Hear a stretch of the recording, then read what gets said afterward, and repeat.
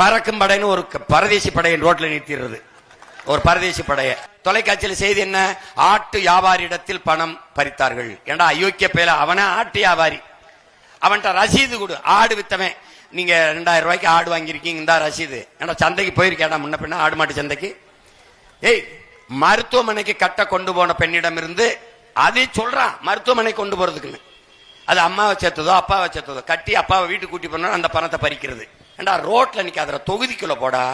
ஒரு தொகுதி 35 கோடி 25 கோடி ஒதுக்கி ஒரு ஓட்டுக்கு 1000 2000 கொடுத்துக்கிட்டு இருக்கான். பரிசு டப்பா, பூஸ்ட், அப்புறம் என்ன டிஃபன் கேரியரு, அண்டா குண்டா, காசு அங்க கொடுக்கறான். அங்க போய் தடுக்க துப்பு இல்ல. நீ நேர்மையான தேர்தல் ஆணையமா இருந்தா என்ன பண்ணிருக்கணும்? வாக்குக்கு காசு கொடுக்கிற ஒரு வேட்பாளரை அந்த தேர்தலில் நிக்க, குறைஞ்சபட்சம் அந்த தேர்தலில் நிக்க தடை என்று போட்டிருந்தா அடுத்து காசு கொடுக்க மாட்டான். அதை செய்ய துப்பு இல்ல.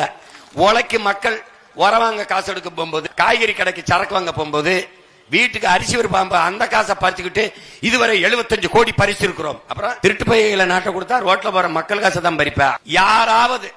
யாராவது வாக்குக்கு காசு கொடுக்கிற சட்டமன்ற உறுப்பினர் கொடுக்கும் போது கைது பண்ணப்பட்டார், இல்ல வாக்குக்கு காசு வாங்கின மக்கள் கைது பண்ணப்பட்டார்கள், அப்படி ஏதாவது இருக்கா? விட்டுட்டு போக முடியல, உங்க கூட பிறந்துட்டோம், சரி போட்டா போடட்டும், போலேனா போகட்டும், பிறவி கடமை கத்திட்டாது செத்து போக முடியாது. அந்த பாருங்க வெயிலன்னு கத்திட்டு கிடக்குறோம், ஏதோ பார்த்து பண்ணுங்க.